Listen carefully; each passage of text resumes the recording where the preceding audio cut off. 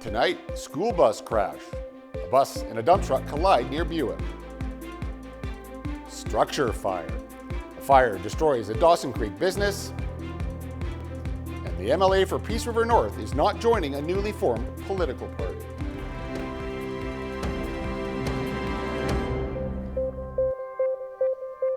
Good evening and thank you for joining us. And we begin tonight with a school bus crash near Buick. It happened Thursday morning on Beaton River Airport Road. A bus colliding with a dump truck. The front of the school bus, as you can see there, destroyed in the accident, while the dump truck landed on its side. There were 8 students on board at the time. Paramedics were called to the scene. However, there's no injuries being reported. Now, it's not clear how the accident happened, but School District 60 is providing assistance to the students who were involved in the crash. A structure fire Thursday night, completely destroying a business in Dawson Creek. All available firefighters called to the scene on 6th Street just after 9 o'clock. Heavy smoke could be seen billowing from the KTS truck repair as crews arrived. Flames were coming from the inside of the building. Firefighters managing to knock down the fire fairly quickly, but they were forced to remain at the scene until 3 in the morning, mopping up hot spots. So far, no word on a cause. There were no reported injuries, but a cat was saved from the building. An investigation into the fire is ongoing. 2 straight days of rain helping firefighters across northeast BC, and tonight news of the Elsles River wildfire now being held near Goodloe. An evacuation alert is still in effect, but the BC Wildfire Service says the fire is being held. The fire had grown to 4,460 hectares in size. It was discovered back on June the 4th and is thought to be caused by lightning. And significant rainfall this weekend is also expected to help wildfire suppression efforts across northeast BC. The Pocket Creek Knife wildfire near Buckinghorse River has grown significantly over the past few days. The blaze is more than 1,500 square kilometers in size. Near Squamish, an out-of-control wildfire has nearly tripled in size since it broke out Monday afternoon, but there is some good news. Rain in the forecast could lead to the fire being held sometime in the next couple of days. The RCMP believe the fire was human-caused and have launched an investigation. An evacuation alert is in place, as is a local state of emergency. The fire is one of about 100 fires burning across BC tonight, and Canada is on track to have its second worst wildfire season on record. 2 former Conservative MLAs who are now sitting as independents have announced they're launching their own party called 1BC. This party, we would like to attract people who are certainly attracted to the common sense message and moving forward with a place that we want to represent people who are just normal working people who want common sense answers to problems and want to get ahead in their life and have some form of prosperity here in BC. Interim Leader Dallas Brody says she is hopeful that more Conservative MLAs will join them. Tara Armstrong, who is the MLA for Kelowna Lake Country Coldstream, will serve as the party's House Leader. Brody was kicked out of the BC Conservative Party in March over her comments about residential schools. Armstrong, along with Peace River North Representative Jordan Keeley, left soon after in support. Brody says Keeley will stay on as an independent for now. In all likelihood, your last hospital or doctor visit involved artificial intelligence tools. But what does that mean for your privacy and your diagnosis? CTV's Penny Daflos explores those issues in her second installment, looking at AI in BC's healthcare system.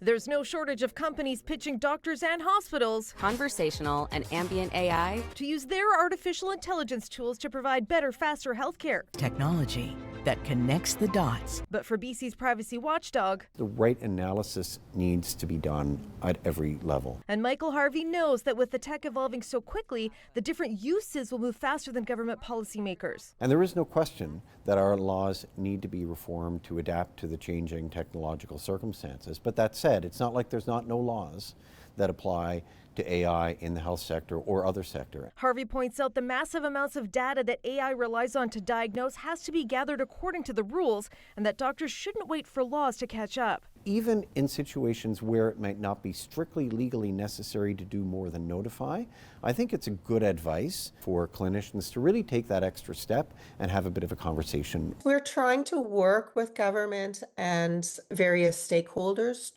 to vet some AI technology. Doctors of BC is helping their members navigate the legalities and ethics and points out public education of the limits is critical. We don't want serious illnesses or serious conditions to be missed. At a time when long waits for primary care could lead patients to AI or Dr. Google for a diagnosis, care providers are urging people not to give up on face-to-face care. Louie once had a mom come in for her own appointment that ended up with her baby rushed to hospital. The baby had heart surgery that day. So there is something about seeing a physician, that quick scan that a physician does that I think is often underappreciated. And for doctors using AI as another tool, patients have every right to ask questions about how it's being used. Trust is extremely important in the health system. The commissioner is responsible for investigating concerns around information and privacy of patient data. Penny Daflos, CTV News, Vancouver. Canada's Chief Public Health Officer and leader of the country's COVID-19 response is leaving her position. Theresa Tam has been in the role since 2017 and will be leaving at the end of next week. The pediatric infectious disease physician says she's taking a break to think about new opportunities and spend time with family. Well, there's still 2 days to go until the G7 summit in Alberta, but several demonstrations are already underway in Calgary. CTV's Tim Brooks has more on the early arrivals and the message they're hoping to send to world leaders.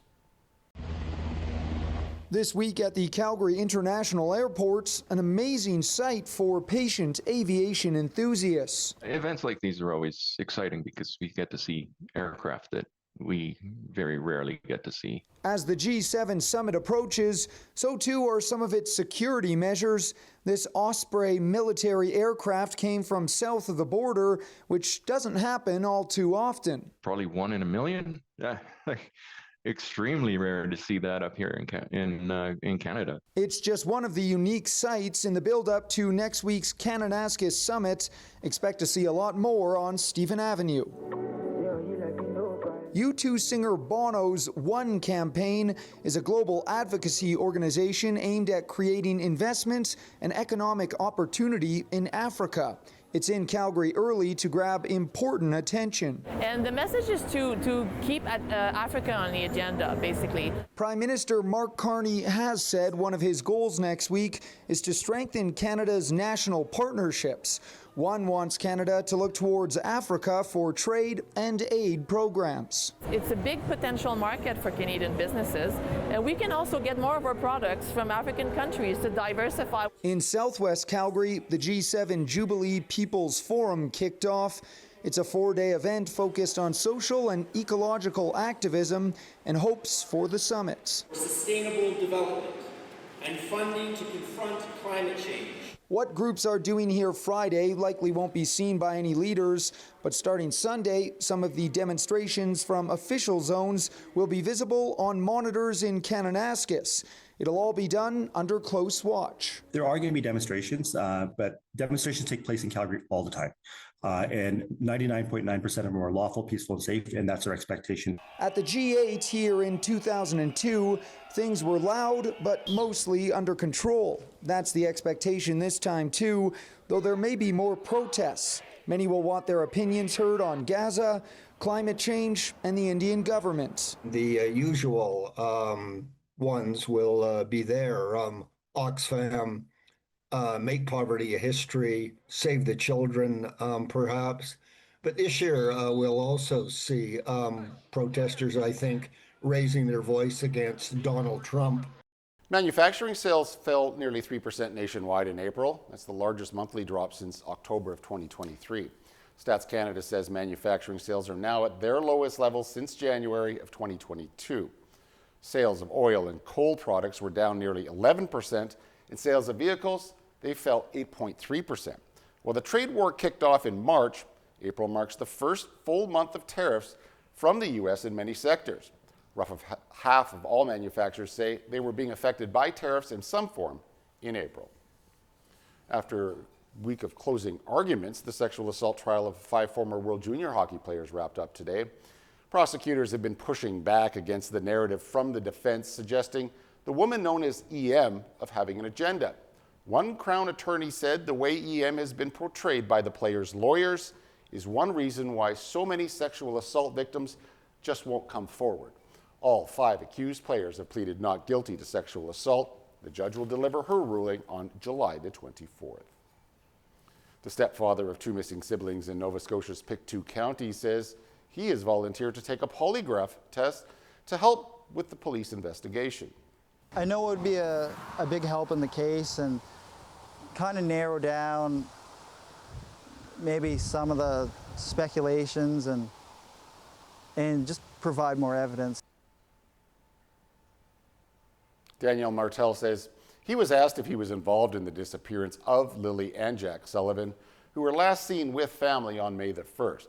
The police have interviewed 54 people, but are tight-lipped about who took the tests or what the results were.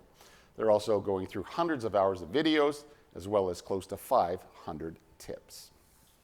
The world's eyes are on the Middle East after Israel launched wide-ranging attacks on Iran overnight, targeting the country's nuclear infrastructure. Tehran is responding with drone and missile strikes as allies urge the arch rivals to step back from the brink of war. CTV's Judy Trin has the details. In what is being called a decapitation strike, Israel unleashed more than 200 fighter jets on 100 targets across Iran. Prime Minister Benjamin Netanyahu ordered the operation to destroy Tehran's nuclear capabilities and trigger regime change. Our fight is not with you. Our fight is with the brutal dictatorship that has oppressed you for 46 years. I believe that the day of your liberation is near. The bombings come as the United States was negotiating with Iran to curb its nuclear program. President Donald Trump said he knew about Israel's plans and warned Iran to make a deal. On Truth Social, Trump wrote, "The United States makes the most lethal weapons anywhere in the world, and Israel has a lot of it. There's still time to make the next already planned attacks come to an end. Just do it before it's too late." Dozens of Iranians were killed, among them 4 top military commanders and 2 key nuclear scientists. The assassinations involved months of planning. This footage shows Mossad agents smuggling drones into Iran before their launch. On the streets of Tehran, demonstrations erupted as people supported their president, who called for revenge. Israel will regret its foolish actions, said President Masoud Pezeshkian, as he launched a counterattack. Canada's foreign minister didn't take questions on her way into the National Security Council meeting. But on social media, Anita Anand urged all parties to refrain from actions that further destabilize the region. Words echoed by other leaders. It is obviously a rapidly evolving situation. This was a unilateral action by Israel. So I think it is crucial for many allies, including the United States, to work as we speak to de-escalate. I know they're doing that. Benjamin Netanyahu says these attacks will continue for days until there's certainty that Iran no longer has the capability to build a nuclear bomb. Iran says it is not enriching uranium to weaponize it. Instead, it's using its nuclear energy program for civilian purposes. Judy Trin, CTV News, Ottawa. And we're getting a better picture of what the final moments were like on board that Air India jet that crashed less than a minute after takeoff in Western India. Everyone on the flight was killed, except one British passenger who says he thought he was going to die. CTV's John Venevali Rao has the latest. At the crash site, investigators have only just begun to piece together why the Air India jet struggled to climb so quickly after takeoff. Reviewing a pair of videos of the disaster, and reportedly both of the plane's black boxes have now been recovered, as relatives of so many victims try to come to terms with what happened. All of us at Air India are devastated by this loss. Of the 242 people on board the Boeing Dreamliner headed for London, only Vishwas Kumar survived, astonishingly walking away from the crash. Today, he said he doesn't know why he lived. After takeoff, within a minute, he says, It felt like the plane came to a standstill. I could feel the engine thrust increasing to go up, but it crashed. Kumar was in seat 11A in an emergency exit row. He says when the plane hit a hostel and exploded, he saw a way out. The side of the plane I was on landed on the ground floor. I could see there was a space outside the plane. So when my door broke, I tried to escape through a little space, and I did so. Incredibly, he only suffered minor injuries, while everyone else perished, including Nirali Patel of Toronto, whose husband and other relatives are now en route to India. There, prayer vigils are being held across the country, with it still not certain how many also died on the ground. As for why the plane only reached an altitude of 200 meters before descending, experts say the engines and flap position will be looked at. The pilot was a veteran with more than 8,000 hours of flying experience. We don't have the slightest idea what happened here. Not at all. Obviously it's a terrible tragedy. A tragedy in which Kumar lost his brother and can't believe he alone survived. John Benavelli Rao, CTV News. Please do stay tuned. I'll be right back with a look at your weekend weather.